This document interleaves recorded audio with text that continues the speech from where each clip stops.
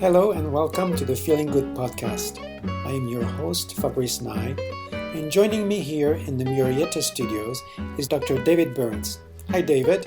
Hi, Fabrice. Dr. David Burns has been a pioneer in the development of cognitive therapy, and he is the creator of the new team therapy. He is the author of Feeling Good, which has sold over 5 million copies in the United States and has been translated into over 20 languages. He is an emeritus adjunct clinical professor of psychiatry at the Stanford University School of Medicine. Welcome to episode 92 of the Feeling Good podcast. We're going to, again, rebroadcast an interview done by Stephanie James, who publishes the podcast called The Spark. We will have a link to the website for the podcast in the show notes. A little word on this podcast that Stephanie's doing. She calls this podcast a guide to living your best life, and was created out of a desire to help people. Each week she delves into interesting topics in the fields of psychology, health and wellness, motivation, and other concepts to give tools to help spark new ideas and create a more fulfilling life. She airs her episodes on Wednesdays, and this one was published, I think, on May 9th. So we'll get to hear somebody else interviewing you, David, and right. Give a different... Stephanie, she's also a therapist. Yeah. And she also has a radio show. She's an LCSW, yeah. And she's working on a new book, I think, How to Have a Spark-Filled Life, or something like that. Yeah. And this first interview we did was kind of on the cognitive model, that you feel the way you think. When you're upset, you're telling yourself distorted things that you think are true that really aren't. And when you change the way you think, you can change the way you feel, and other topics as well. But it was such an exciting interview. Sometimes you pick up good energy from people. Yeah. And so at the end, she said, well, let's do another one. And so probably next week we'll be able to bring you the second interview. This first one was on the cognitive model. Yeah. The second one we did was on the new team CBT, which brings in the motivational, how your negative symptoms are actually reflecting something beautiful about you. And I talked about a woman who had endured horrific trauma and then recovered in a single very dramatic therapy session. And so they're both really, really great. And we might be able to bring you part 3 too, because she and I are going to schedule a third on the interpersonal model, the 5 secrets of effective communication, how to heal troubled relationships. So I hope you'll all enjoy this interview with Stephanie James. Yeah, no, she's a really positive person. I got to meet her when she came to this Tuesday group, and so I think people will enjoy. She has a much more energetic style of interviewing than I do. So well, you're pretty energetic. I think I'm the least energetic, but she elevated me. Yeah, that was neat. She got so excited she came out and visited the Tuesday group, and then she recently emailed me and said, "Why don't you broadcast your Tuesday group nationwide, worldwide?" Yeah. So we're thinking about that. There's pros and cons. We'll talk about that on another occasion. Well, we've done some episodes at the Tuesday group, but it was not the group itself. It was just people who are willing to be our guinea pigs. Yeah, absolutely. So let's hear it. I'm here joined in the studio with wonderful Dr. David Burns, adjunct professor emeritus in the Department of Psychiatry and Behavioral Sciences at the Stanford School of Medicine, and author of best-selling books Feeling Good and the Feeling Good Handbook, and some of my favorite books, Feeling Good Together and When Panic Attacks. Thank you for those kind comments. And a lot of people think I am a psychologist. I wrote an article for Psychology Today when I was trying to get publicity when Feeling Good first came out, because I couldn't get anybody to have any interest in the book. And I finally got an article in Psychology Today called The Perfectionist's Script for Self-Defeat, because I had a chapter on that in my book. And they described me as a psychologist. And it was so interesting. But, I started out with a psychiatric bent after my residency, prescribing drugs and doing research on this chemical imbalance theory, and then shifted 180 degrees in the direction of psychotherapy. And I'm really glad that I made that switch. I'm curious, what inspired you to make that switch? It was pretty simple. Part of it was critical thinking that I'd learned in college to question things, and part of it was my clinical experience. This idea at the time when I finished my residency at Penn, and today it's still promoted, but this theory that depression is due to this deficiency of brain serotonin. The theory never made much sense to me, but I was doing research on it at Penn, and I actually won one of the top awards in the world for research on brain chemistry when I was a resident. But our research indicated that depression could not possibly be due to a deficiency of brain serotonin. And I didn't want to spend my career doing research on something that I felt in my heart of hearts was not a valid theory, that was not the true cause of depression. And then in addition, we had a depression research unit at the VA hospital, and I was treating large numbers of patients with antidepressants and all kinds of other drugs as well. And I rarely saw patients go from depression to joy. I had the occasional patient who would get a little bit better, a few who got a lot better, but most of them were hardly improving at all. And I just knew that something was rotten in Denmark. I would go to American Psychiatric Association conferences, and there would be some drug company symposium on the treatment of depression. There would be 1,000 psychiatrists in the audience. They'd be giving out free gourmet food, free continuing education credits, and they'd be talking about how this or that antidepressant cured 85% of people with depression. And I was thinking, well, why don't those patients ever come to me? I'm not seeing anywhere near that level of success. And, it just boggled my mind and kind of angered me, really. And then I heard about Aaron Beck's new approach that sounded so dopey at first, cognitive therapy. Your thoughts create depression. And when you're depressed, you have all these negative thoughts. I'm no good. I'm worthless. I'll never get better. And the idea was you can train patients to change the way they think, and it would change the way they feel.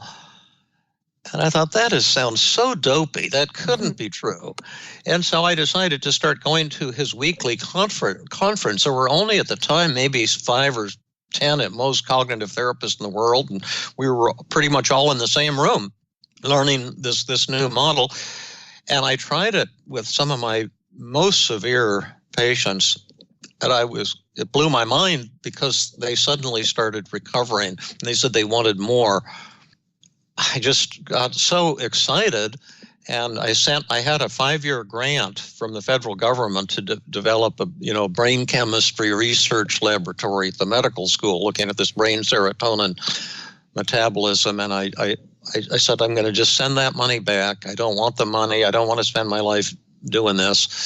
And I gave up my faculty position and went into private practice so I could really develop cognitive therapy and learn how to do it and advance it. I stayed on the voluntary faculty at Penn, so I continued to teach without pay, so I could continue to do research and work with the residents. But it was a fantastic decision that really, really changed my life, and I'm just so happy that I was able to make that change. And now with my group at Stanford, we've developed an even more powerful approach than cognitive therapy. It maintains a lot of the good stuff of cognitive therapy, but adds new powerful dimensions. We call it team therapy, and it's even way more powerful than the original cognitive therapy was. And so it's excited. I've been, although I'm retired, I treat many people every week for free as part of my training, my teaching. And just last night, I was training some of the psychiatric residents, and one of them was very, very depressed about her personal life. And a lot of us, we when we're growing up, we get rejected by someone, we feel alone and lonely and like we're unlovable, and we worked that through, and it was just absolutely mind-boggling. She just went from depression to joy and euphoria, and it's just like participating in a miracle. And then in my Tuesday group, I have a free training group for community therapists at Stanford, and we do personal work there too. And one of the community therapists was very despondent about a conflict with her husband, and as we worked through it, she completely turned the whole thing around, and she went from just sobbing to laughter, and it's mind-boggling to me to have. I didn't believe techniques, therapy methods this powerful could even exist. If you'd said it 10 years ago, I would have said you're nuts, but it's been really kind of almost like a miracle or something. The therapy techniques have evolved so rapidly. Although most people aren't aware of these new techniques, most therapists aren't yet aware of them either. Well, how powerful to witness that transformation in someone. It's addictive. It's what I live for. I also have free Sunday hikes, and anyone in my training groups can come. They just show up at my house Sunday morning at 9 or 8:30 when the weather gets hot, and we go out and hike for about 4 hours on I'd say moderately severe trails, not super severe, but steep up and steep down, and we do personal work along the way. And so I get to work with maybe 2 or 3 or 4 people on a Sunday hike, and again they pop like popcorn. They come. The other week we had a woman came on the hike, very talented and lovely woman, a psychiatrist, a brilliant woman, but she'd had some altercation with her ex and with one of her sons, and she was telling herself, "I'm a bad mother." And at the start of the hike, she was sobbing. And by the end of the hike, she was just laughing uncontrollably. And it was like sheer joy. And I have kind of a Buddhist philosophy in a quasi-amateurish way, because I really don't know anything about Buddhism, but that we're all one. And so what happens is when you help a patient go into a state of elation from severe depression or severe anxiety, it happens to you at the same time. Absolutely. And so I just feel blessed to be in this profession. Well, and but in the early days, when I was a psychiatric resident, I virtually never saw that. Yeah. What an amazing contrast between those two. And, I think that you've also touched on one of the myths that people think therapists have it all together, that they've never had a problem, or that, that they're supposed to be quote unquote perfect people.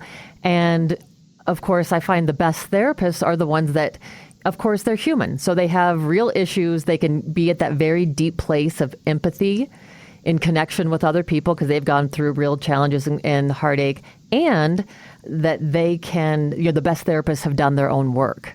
Absolutely. And to me, that's mandatory in the training that I offer to do the personal work.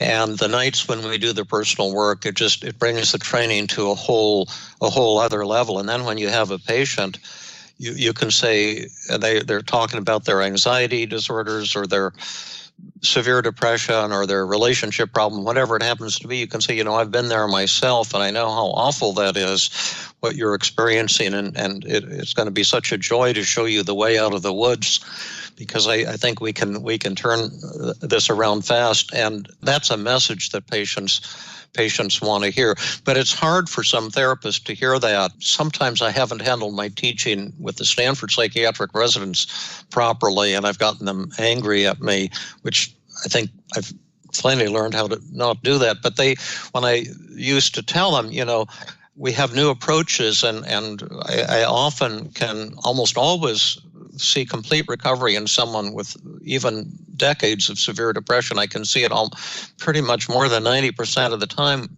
in less than 2 hours of treatment. They got angry with me because they thought I was a con artist. What they're taught is so different, that depression takes years to build up, and it takes years of slow therapy to kind of chip away at it little by little to hope for even partial improvement. But the new techniques really, I think, do represent a breakthrough. And now I try not to sell it so hard to them.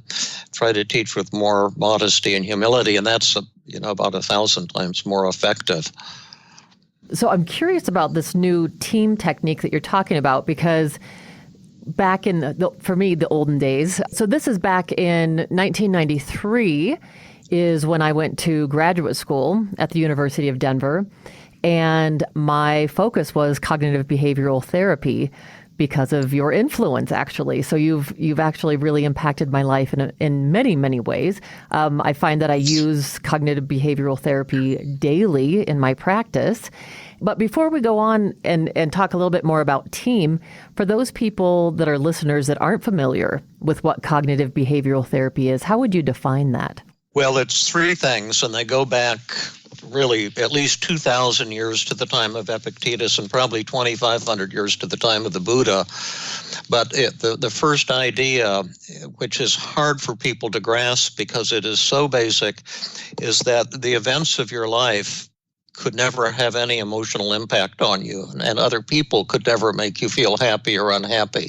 The only thing that can influence your emotions is your thoughts. All of your thoughts all of your emotions at every moment of every day result entirely from your thoughts. And Epictetus put it in his book, it's called the Enchiridion, something like that, I believe. He said people are disturbed not by things, but by the views we take of them. That's point number one, and that's happening to listeners right at this moment. Your thoughts are creating how you feel. Like you may be feeling various ways about this interview.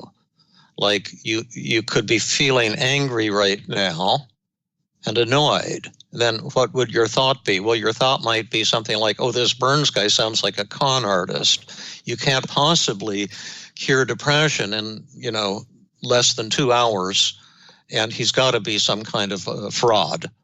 Or you might be thinking, oh, he sounds so narcissistic and so big on himself. He's kind of an ass or something like that. Or you could be feeling right now hopeless and depressed, thinking, oh, this sounds too good to be true. It probably couldn't work for me. I'm really a worthless human being. I really am inferior. Or you could be feeling joy and saying, oh, wow, this sounds terrific. I didn't know there were new techniques more powerful even than antidepressants. This is great. I've got to grab his book, Feeling Good, and learn more about this. And so it's your thoughts, you see, right now that are causing you to feel the way you do. The second principle, and that's Aaron Beck, was probably the one who came up with this, I would say, for the most part, although Albert Ellis, the notorious New York psychologist, who was a little ahead of Beck, actually, but he was saying similar things, that the negative thoughts that upset us are fraudulent.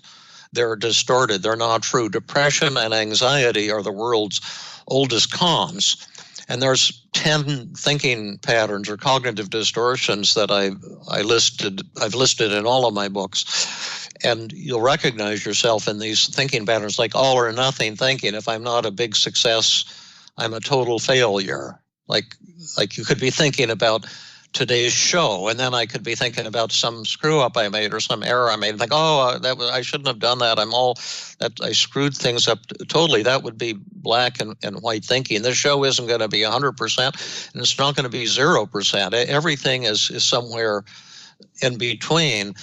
Or overgeneralization, you generalize from a negative event to this never-ending pattern of defeat. For example, I saw a woman recently who had been rejected by her boyfriend, and then she had the thought that this shows there must be something wrong with me, or he wouldn't have rejected me, and I won't be able to change fast enough, and I'll be alone forever.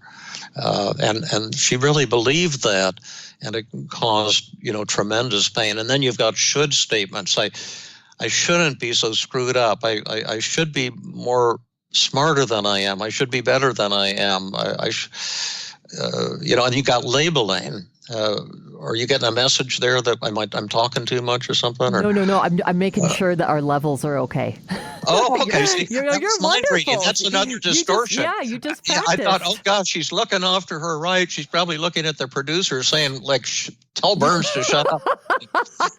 That's how it works. We get these distorted thoughts. I love that. Perfect example. Anyway, so you got self-blame, emotional reasoning, should statements, magnification, mental filtering. And then the third idea, the final and most important idea, is when you change the way you think, you can change the way you feel. Well, and I think what's powerful about that, too, is that even as it's happening, if you can become familiar with those cognitive distortions, what I found is really wonderful is you can catch them right after they occur. Yeah. And so an example that I give is I used to live in Cheyenne, Wyoming, and it's notorious for being extremely windy there. There is never a good hair day. And so if I look out the window and it's super windy before I go to work and I say to myself, oh, this day is going to be rotten, if I just let that go, I'm going to start feeling down. I'm going to start feeling negative. And if I can catch that I just did that, and that was an overgeneralization, and I was doing, I was actually doing some fortune telling. Yeah, fortune telling. Then I can say, oh my gosh, I'm doing that fortune telling again. And you know what? Even though it's windy, I'm really lucky because the air here is really clean and I work inside. Yeah. And all of a sudden I've changed that thought. And actually then I kind of can move into maybe a place of gratitude. Yeah, right. Changes the whole experience. Yeah, right. Absolutely. But it's hard for people to grasp at first because those thoughts, the negative thoughts, Beck called them automatic thoughts because they come into our mind automatically and they seem so true that we don't know that we're fooling ourselves. Like one of the distortions I've called emotional reasoning. That's where you reason from how you feel. And so you may be thinking, gosh, I feel hopeless, and almost all depressed patients feel hopeless. That means I'll never get better. Mm-hmm. You see, I feel hopeless. You can feel the hopelessness, so you think it's true. You think it's real. Or you can feel like a loser, so you conclude you really are inferior, or you really are defective, or you really are a worthless human being. And recovery from depression involves the discovery that you're actually wrong about something. And it's one of the greatest experiences in your life. In fact, it's one of 4 forms of enlightenment. The Buddha talked about the great death or enlightenment, and there's actually 4 great deaths. One is involved in recovery from depression. One is involved in recovery from anxiety disorders. One is involved in recovery from relationship conflicts. And one is involved in recovery from habits and addictions. When you recover from depression and anxiety disorder, or develop a loving relationship when you had a hostile, conflicted one, or you overcome an addiction, there's a kind of spiritual process or death of the ego. 4 different deaths of the ego in each type of recovery. Like in recovery from depression, it's a euphoric thing that happens, but at the same time, you have to accept the fact that you are very flawed, that you're not special. A lot of depression comes from this idea that we think we're not good enough, so we're beating up. I'm no good. I shouldn't have screwed up. What's wrong with me? You're just beating up on yourself all the time because you have this picture of how you think you should be, and then the way you are, and they're different. And so you start pounding on yourself, thinking somehow you can turn yourself into this superhuman human being. And you can call it narcissism or perfectionism, but it's present in most depression. In fact, all depression, there's something you think you have to have that you don't have to be worthwhile or to be special. When I was starting out in clinical practice, I had this same tendency myself to base my self-esteem on my achievements. And I used to think, boy, I'm going to be the greatest therapist in the world. And that made me high to think that. And then when I'd have a patient recover, I'd think, oh, yeah, I'm so awesome.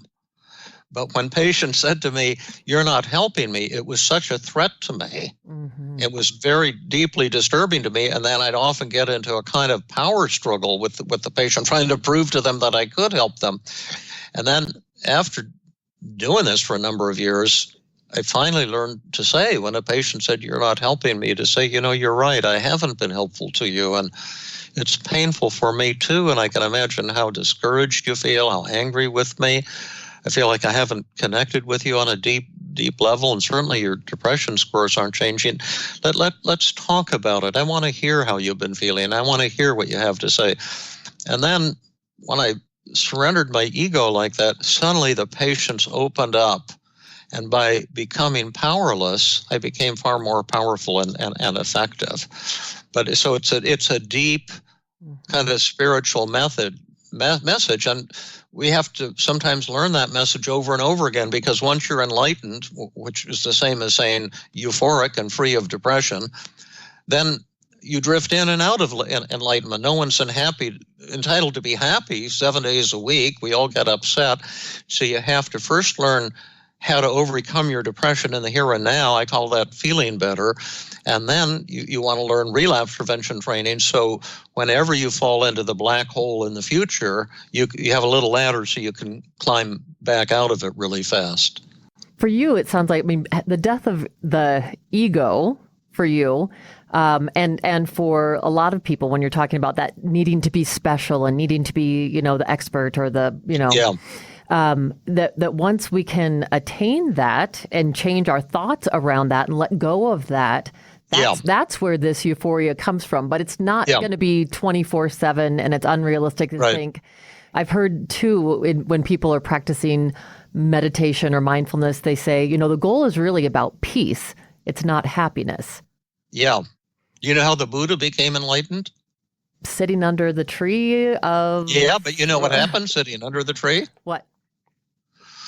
Well, he was on the verge of death, and he'd been doing all these extreme things, trying to find enlightenment, and he'd been meditating and nothing happened, and he'd been fasting, and he was down to something like 57 pounds or something, and trying to eat 1 grain of rice a day or some severe thing, and it was all BS. Meditation is BS.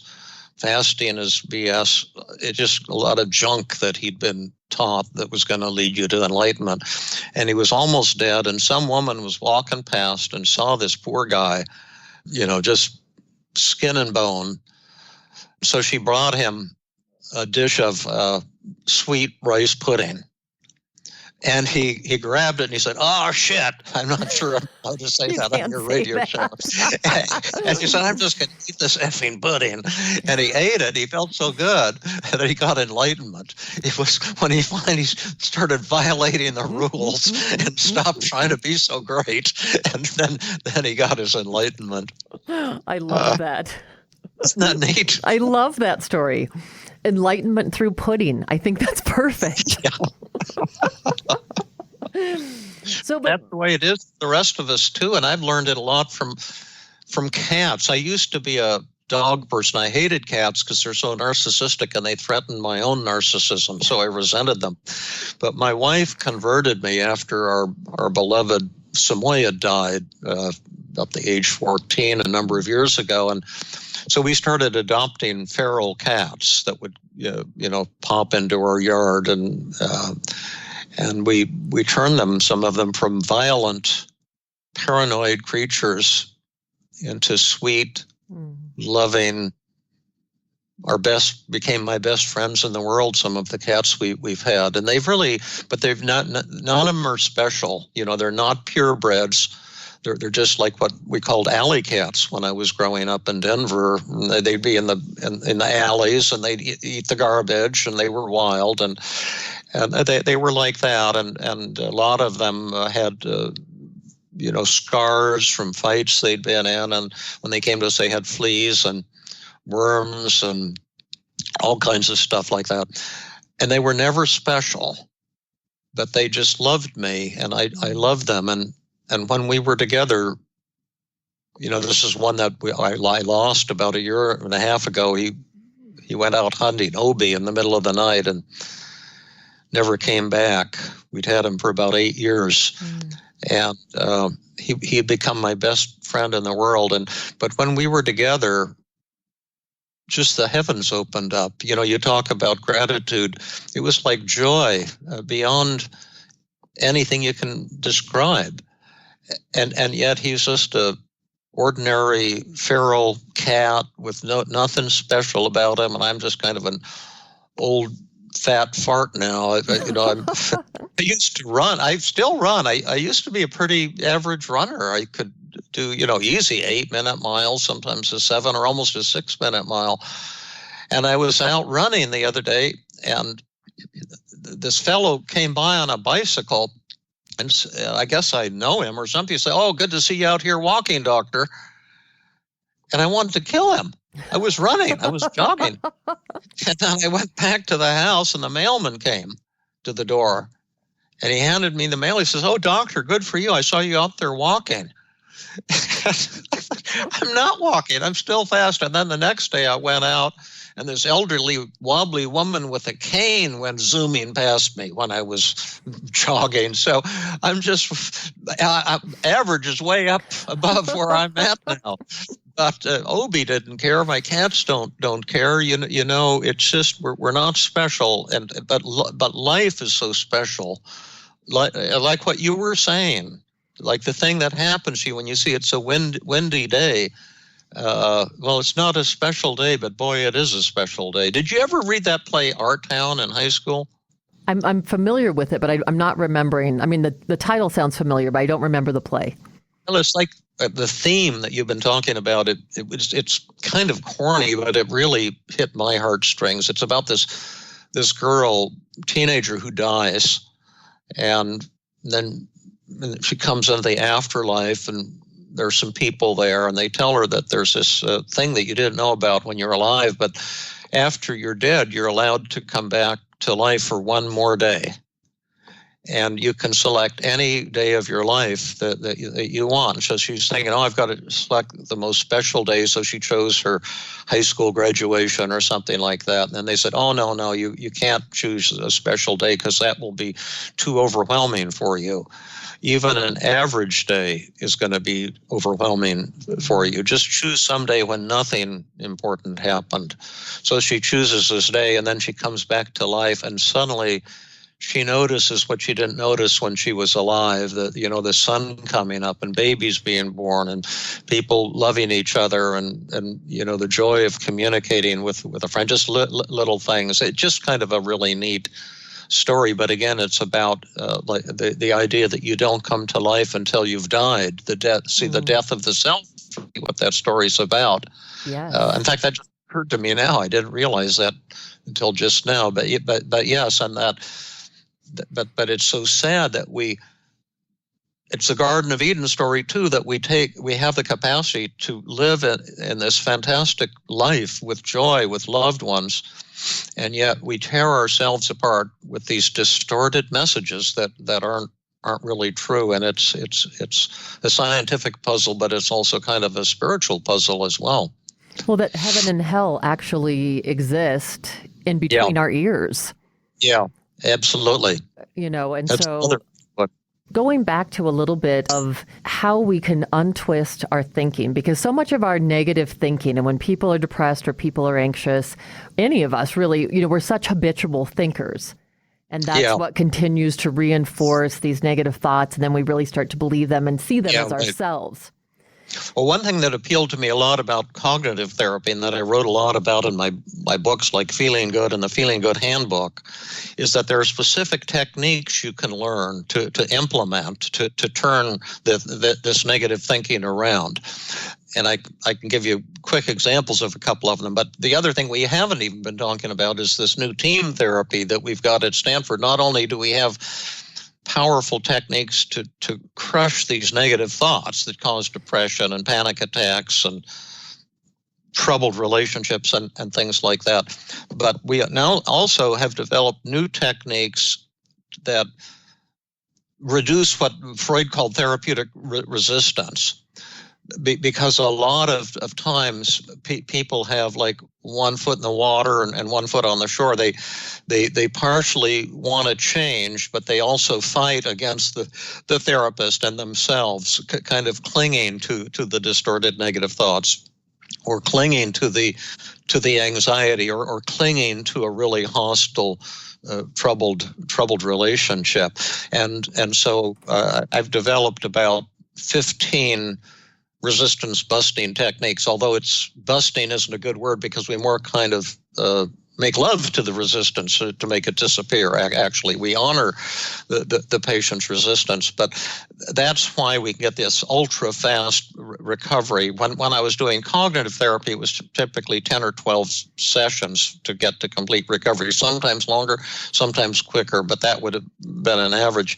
Now, with these, I do this anti-resistance stuff. We call it paradoxical agenda setting, and it takes about 20 minutes out of a session, and then the patient becomes so hungry for recovery, generally 10 or 15 more minutes, and you go to complete recovery.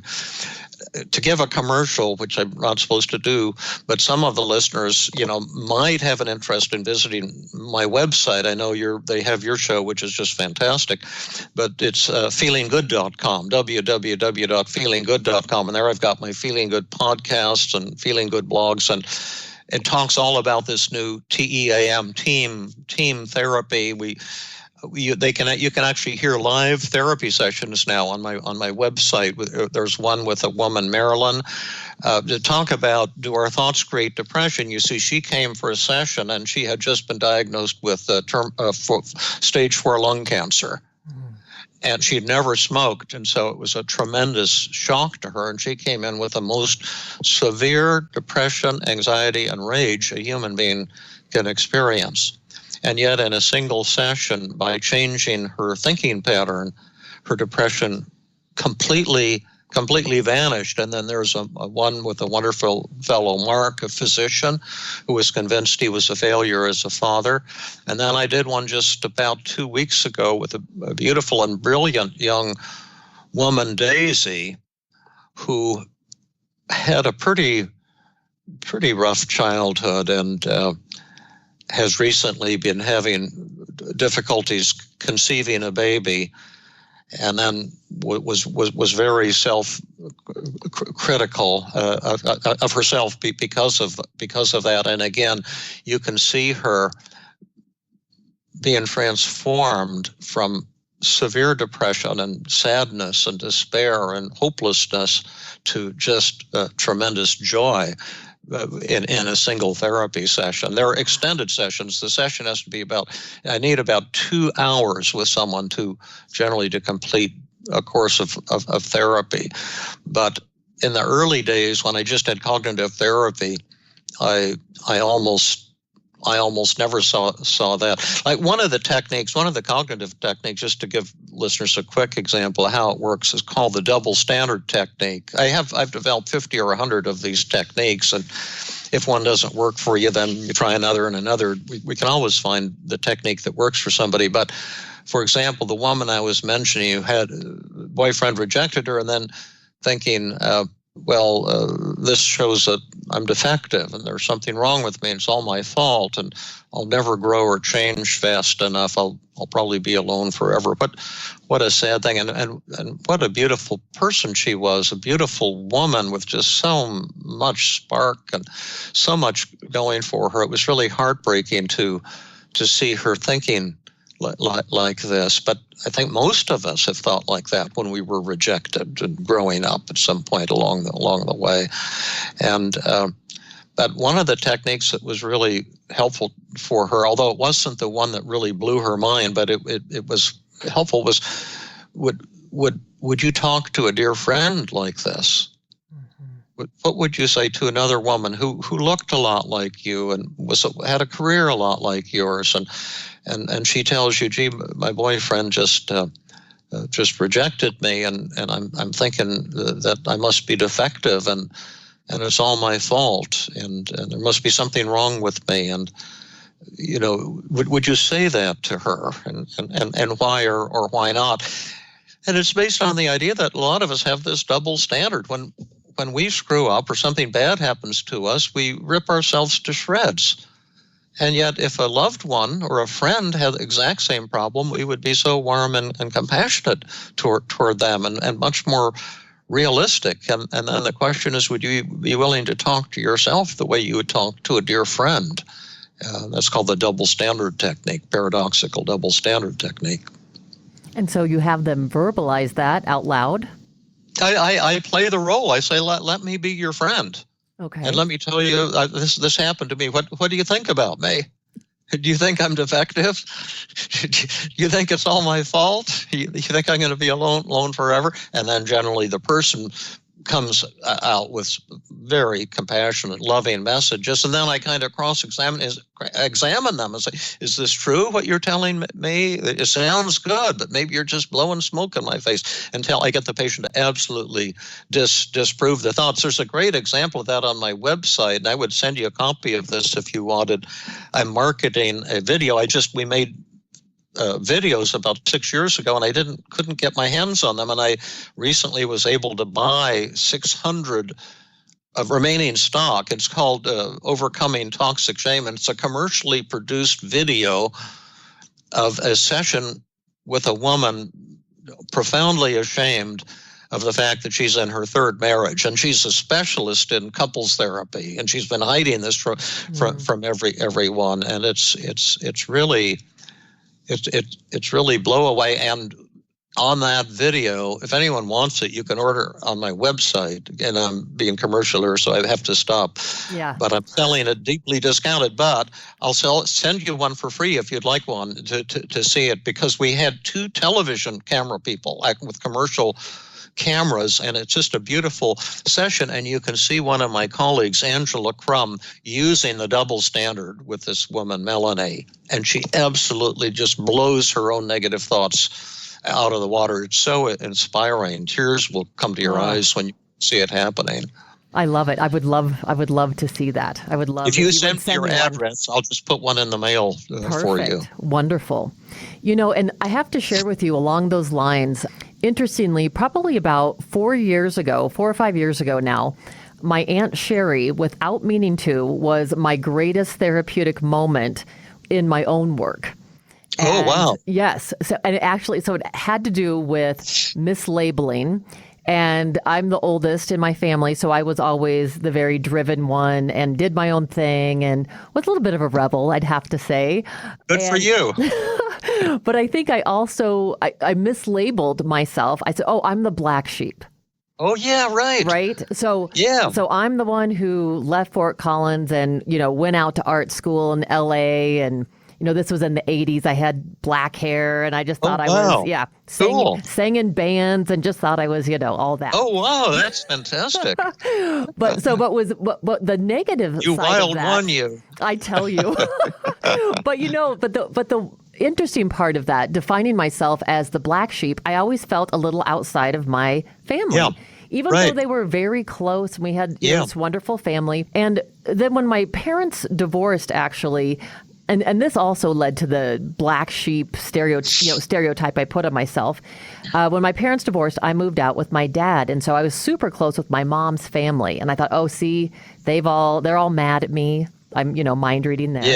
Yeah. And then mislabeling myself, I really am the black sheep. Well, so 4 or 5 years ago, I'm sitting around this beautiful summer day, sitting back on the picnic table with my Aunt Sherry over at my mother's house, and I said to her, I'm thankful for where things are at now. Here we are, full circle all these years later, and that I'm no longer the black sheep of the family. And she just looked at me and she said, well, you've never been the black sheep of the family.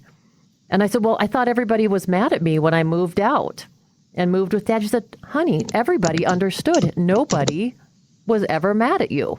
You've never been the black sheep. You could do your own thing. You could go sing in L.A. You could do whatever you do. Yeah. And we've always just loved you just the same, just loved you to death. And it was a defining moment. I could no longer, I could still hang on to my, the good parts of being the rebel self and being driven and doing those things. But I let go of, there was some shame really attached to that for me. And the sense of not belonging in the same way. As maybe my brother did to my family. Yeah. And so it was so powerful. And like you're saying, it was an instant. Yes, right. Yeah. Yeah. In fact, usually when recovery happens, it's kind of an instantaneous thing in my practice. And I have this idea, I almost call it a fractal therapy, because I don't know if you're familiar with fractal geometry, but it's like a little formula that can be repeated. It's like a third grade level formula, but it can be repeated over and over on a computer, and you can make these fantastic pictures with it. Like you could turn it into a beautiful multicolored parrot with one kind of formula, and then you change it and it will become the coastline of the eastern United States or a countryside. And it's a new form of mathematics, but it just, if you say turn it into a landscape, if you zero in on any tiny piece, a leaf or a trunk of a tree or a piece of dirt, and go smaller and smaller, it will always look exactly the same at the basis of it. It's just the same thing over and over again. It's really weird. And that's how I think of psychotherapy as, is that I can only help a person for one brief moment in their life, like a 2 or 3 second moment when they're upset. But in that moment, we'll understand everything, because all their suffering is contained in that moment. And at the moment they recover, they'll understand the solution to all of their problems. And so that I see recovery as something that happens almost instantly. You have to build up to it. It takes about an hour and 30 minutes roughly for me to get the patient to that level when that magical thing happens. But again, this is not the way I was trained to think about therapy when I was in my psychiatric residency training. It was this long thing that goes on for years. I gave a presentation recently in San Francisco at a psychoanalytic conference. They wanted to have a token cognitive therapist there.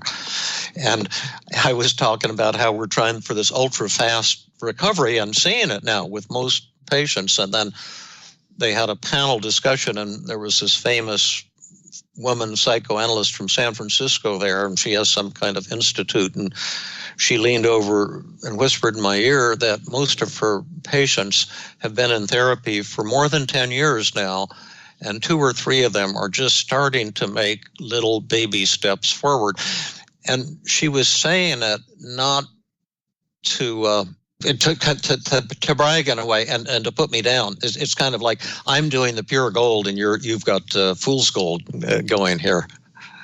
Well, is that interesting? It's so interesting. And I think it's so exciting what you're doing right now. And I want to hear more about it. And maybe we can schedule a time again where we could just talk about the team approach. And because there's a lot of cool vignettes, and I could show you how it works and how you do this positive reframing and stuff. I would love to do that, because maybe this could just be a 2-part interview, because there's so much. Feeling Good Part 1. Feeling Good Part 1 and Feeling Good Part 2 coming up. And I just want to thank you so much, Dr. Burns, for being here with me. And what a delight. You are a person I could sit and talk to all afternoon and evening, and I just appreciate this opportunity so much. Thanks. It's been a real honor working with you. I'm very grateful. Thanks. This has been another episode of the Feeling Good podcast. For more information, visit Dr. Burns' website at feelinggood.com, where you will find the show notes for this podcast under the blog page, and where you can leave your comments and questions. The website has an abundance of resources for therapists as well as non-therapists, including books, workshops, a list of online training groups around the world, and much more. Theme music is Gypsy Jazz in Paris, 1935, composed and performed by Brett Van Donsel. I am your host, Fabrice Nye, and I invite you to join us next time for another episode of the Feeling Good podcast.